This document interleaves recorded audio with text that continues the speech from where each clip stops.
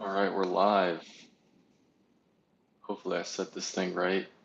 I'm only going to be live for probably 15 or 20 minutes. I just kind of wanted to get some, training camp updates and whatnot out there. Let's see if people start coming in. Might have actually put this on unlisted. There we go. We got some person in here. All right, Gene Metler, the first one in here. What's up, man? What's up, C Breacher, D2, Big OB Gaming, Ben Kell X, Jordan LeBranch, Blake Bunikek, however you say that. Brett says, "What's good, UCF Jag? What's up, man? What's up, Dominic? Teal City Sports, Angel Carrillo. What's up, Carrillo? What's up, man? JK Dawson. What's up, Jessica? Love you, girl. Swift says, yo. Raymond says, greetings, UCF Jaguar. Beanie Baby, what's up? Brian, what's up? Mr. Macho Man, what is up? So I'm only going to go live for a brief bit. I'm on my break at work right now, and I just scrolling through Twitter, and it's finally feeling like football season. I saw a bunch of videos of 11-on-11s and 7-on-7s, so players are kind of going after each other in that respect, and it's cool because really I have been a little bit, I've almost been like tampering my excitement for the NFL season just because I don't want to get super excited for it just to be shut down. But it is looking like we're going to have an NFL season just because there's a very, very low case of cases of COVID cases being tested positive. So the NFL is doing a good job of keeping everybody clean and making sure only players that need to be in the facilities are in the facilities and, all that kind of stuff. So um, I did want to take on some notes, man. I saw this guy on Twitter. His name is Demetrius Harvey. He goes by Demetrius82 on Twitter. He's been kind of tweeting out videos, and it's really exciting to seeing this kind of stuff going on just because we've really had no coverage. We're not going to have preseason. So really, this is all we're going to be able to get. But it's looking like Gardner Minshew, from what I see, he's looking really good. Just had a really good throw over to what's his face, D.D. Westbrook. Really just got it over the cornerback and over to the side of the safety. Completed a good pass on that. So that was pretty exciting to see just to kind of touch on that ball. And just some more camp notes. Josh Allen apparently is looking like a beast right now. He's come in really good shape, and obviously he had a really good season last year. He got 10 or 11 sacks last year, so he's looking to really build on his year from last year, and from all accounts, like he's looking great. And what's really cool is like he's really taking Chaseon under his wing.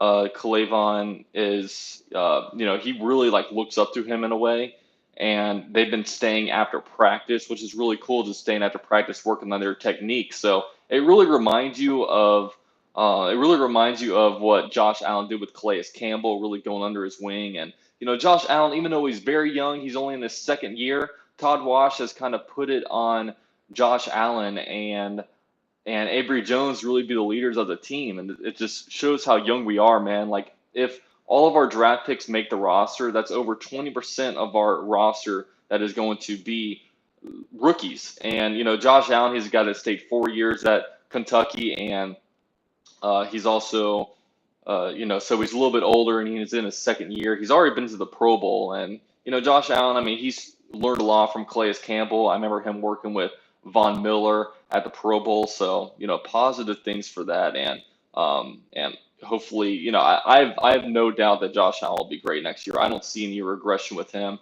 The big question is where K'Lavon Chaseon will get to, because he's a project guy. Much like Taven Bryan. I know a lot of people hate on Taven Bryan, but Taven Bryan was definitely a project guy, and hopefully year 3 he cashes in because he's getting a little bit better. I know people hate when I talk good about Taven Bryan, but the guy absorbs a lot of double teams. He's very, very powerful. He just has to learn how to get this football IQ up, and maybe it won't ever get there. He just doesn't have very good football instincts yet. But if he were to get his brain around like really understanding the game and whatnot, that would be huge for him. But we'll move on. Another rookie, Leviska Chanel. Leviska Chanel has been getting really good reviews so far, and with Leviska Chanel, it's never really been about ability. It's been more about availability. You know what I mean? He's had a lot of injuries really in college, and apparently he's looking really strong. Like I saw, I don't know if a coach said this or they were joking around, but basically like his like arms are bigger than D.D. Westbrook's legs, and he could be a really really intriguing guy. And our aerial attack with DJ Chark, with Leviska Chanel, and then maybe even with some of the tight ends that we have, it could be decent. And with Chris Thompson being added on, he's a good receiver out of the backfield. So maybe our aerial attack, like I don't have any doubts with our offense. I think our offense will be improved. It's all about our defense, man. I'm just, a lot of people were saying, oh, all we did was lose Calais Campbell and AJ Boye. How are we going to be any worse? Well, the thing was, the defense wasn't good last year, and we were not good at stopping the run. We were terrible at stopping the run. I mean, look at the Carolina Panthers game. Look at the first time we played the Colts, and the second time we played the Titans. It's if you can't stop the run, that is the most important thing, is being able to stop the run. And if you don't stop the run, then that's all they're going to do. They're going to keep pounding the ball because there is such a low turnover rate with running the ball. So we have to be able to stop that. And I just don't have a lot of confidence with what we did with Al Woods. He was supposed to be a big thing about helping our run. He opted out. Even Demetrius or Lorente McCray, he opted out. And you look, and I believe Rodney Gunter is injured right now, and then so really, what's you're left with very few things. I know we've gone out and we've signed some street guys, and there's been reports that we are very close to signing Timmy Jernigan. That came out a couple days ago. I haven't heard anything since then. So the farther away we get without signing Timmy Jernigan, the less likely we are to sign him, just because I don't know why it would come about like that and then not do it, unless he just feels lazy and doesn't want to report to training camp, pulling a Brett Favre. So we'll continue to monitor that, but Alex, I don't think it's official that we signed Timmy Jernigan yet. Unless it happened during this stream, we have not signed Timmy Jernigan yet. And I guess another thing to note, Avery Jones, Avery Jones met the media the other day, which, to me, it's like, it really just kind of does speak to the state of the franchise right now when it comes to veterans. Like, never before has Avery Jones spoken to the media really this soon, or really at all,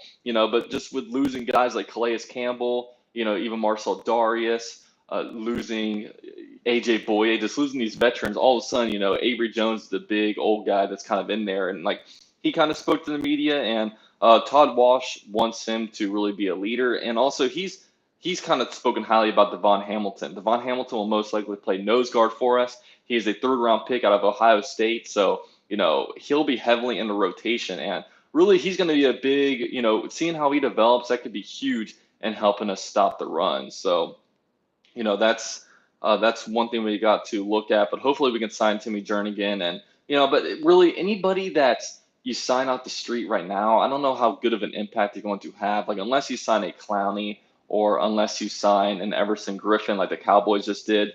These guys are kind of expensive, so it's hard to really tell. So another guy I want to talk about is linebacker Quincy Williams, the third-round pick that we got out of last year out of, I believe it was Murray State. He has a core muscle injury, which really sucks. He wasn't going to be a starter, but I believe he was going to be a heavy special teams guy. So, he's injured. He was injured a little bit last year, so it's disappointing to hear that. But at the same time, you're going to have injuries. And, it's better to happen to Quincy Williams than like Joe Schobert or something like that. So, our linebacker core, it's going to be new, man. We got a new middle linebacker. Miles Jack is playing a new position. So there's a lot of uncertainty at that position. And while we're talking about linebackers, one undrafted rookie guy that we have that has received high praise from a couple of people, from both Joe Schobert and I believe Doug Marrone, is undrafted rookie Nate Evans out of UCF. And I'm familiar with this guy, as you guys all know, because I watch all of UCF's games. This guy Nate Evans reminds me a lot of Tillman Smith, just lighter guy, very speedy, not really big, so he's can really only play the weak side linebacker spot. But, he's very quick, so maybe this guy, in a year where we're not going to have preseason games, like, training camp is going to be everything. So maybe this is a sleeper to make the team, especially at a linebacker position that is just, has been kind of a revolving door when it comes to the backups for this spot. But I would expect Nate Evans to at least make the a backup linebacker spot. Big shout out to C Skizzy for the $3 donation. Says, "What's up, UCF Duval?" Thanks so much for the donation, man. I appreciate that. And unfortunately, man, we won't be able to meet up at any games this year, so we'll have to look a little bit later. But yeah, Till City Sports says bad time for the comparison. I know. Tillman Smith, as we all know earlier, he got kind of hit with doing inappropriate things with a minor, and then today it came out that he has some animal cruelty charges. So not Tillman Smith's year 2020, but we won't touch on him too much. I'm talking strictly from the football field. So another guy I want to talk about is tight end Josh Oliver. Tight end Josh Oliver, he was drafted in the 3rd round of the 2019 NFL draft and had no impact. He got hurt in the training camp period. We didn't see him at all in preseason. He came back from the IR and played like 2 or 3 games, just barely getting acclimated. And then he got shut down. So we saw nothing from him, but he came back. The guy's thick, man.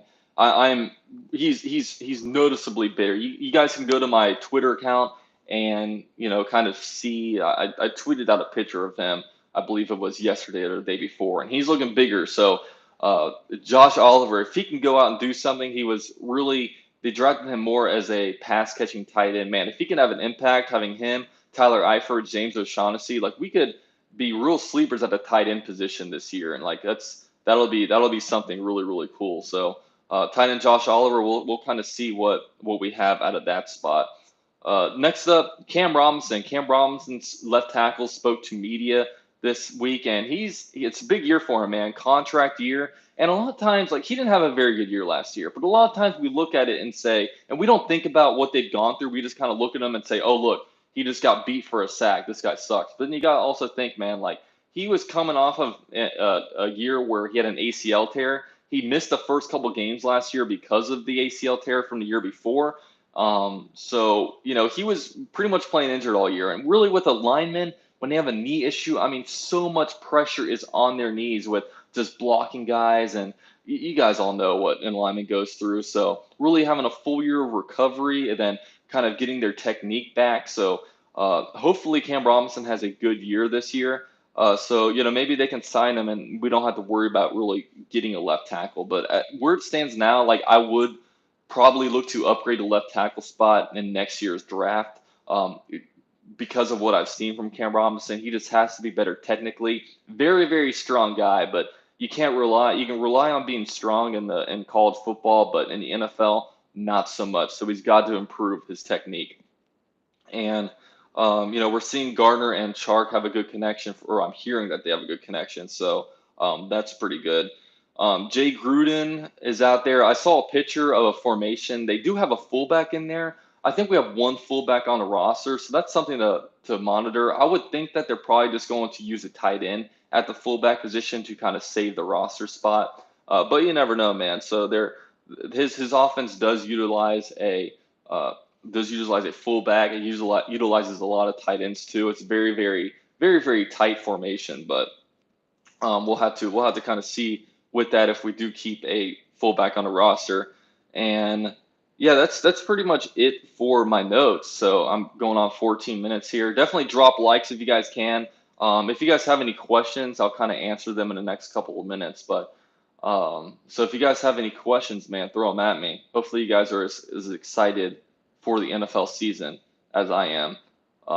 James says, how is Chaseon's hamstring? I think it's good. I mean, I know he's limited right now, and it's more preventative. Like if there was a game today, I think he would play. But, if they have a slight tweak, you got to be careful with soft tissue injuries, especially this early on. You don't want to push him more, and then all of a sudden he's not doing well. But I mean, he's staying late with practice with Josh Allen. So I think it's fine right now.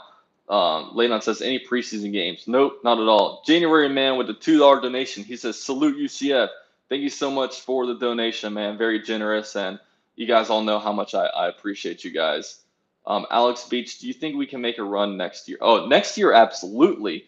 With these 12 rookies developing into next year, going into their second year, if Gardner Minshew is the franchise quarterback, him going into a third year with another huge draft class coming in next year, and with we're going to be top three in and salary cap next year availability, so we're going to have a lot of flexibility next year. Next year, I think we have as good as a shot as anybody, pending our quarterback situation. Ryan says, "Have you been watching any of the videos of the 7-on-7s on Twitter?" I have, and that's what really made me kind of do this live stream was I saw that and it got me excited. So I kind of wanted to bring you guys some notes. I've been listening to press conferences, but but with no preseason games, it's going to be limited news coming out. But seeing those was really cool. I love seeing Gardner Minshew's throw out to. Um, out to Dede Westbrook. There was a nice throw. Leviska Chanel getting some work. I saw C.J. Henderson have a pass defense against, I think it was a tight end. I forget who, but it's exciting, man. It's exciting because really today was really the most excited I've been about football in a long time. I mean, I saw that and it really felt like football season. And I wish I could be at training camp practices this year, but I mean, the big trade-off, I would just much rather have NFL football than not have football at all. I don't mind not going to any games this year. I just want football. Dominic says, Flashback Friday, David Garrard in 2007 win versus Steelers playoff or Brunel win versus probably the win versus Broncos. Even though I was too young for that, I did rewatch that game and there was a lot of doubters that game that the Jaguars would win that. Probably the most doubters in our playoff history, even in 2017 against the Steelers. Like nobody was giving the Jaguars any chance in that 1999, I think it was 1996 game. So yeah, that's big. Aspect, where did you watch the 7-on-7s? I saw it on Twitter. Demetrius82, a guy from Big Cat Country, really put out some videos. But all right, guys, I'm about to end it right here. Get back to work. So shout out to all you guys. Thank you, Connor Skidsy and January Man, for the donations, and thank you everybody for coming by. Going on 17 minutes. Excited about this year, man. We are less than a month away from football. I think on Sunday we're going to be like 4 weeks away from the Jaguars' first game. So 3 or 4 weeks. I mean, it's coming quick, man. But thank you, Dominic. Thank you, Aztec, Ryan, January Man, Teal City Sports. Thank you guys all so much for joining, and I'll see you guys.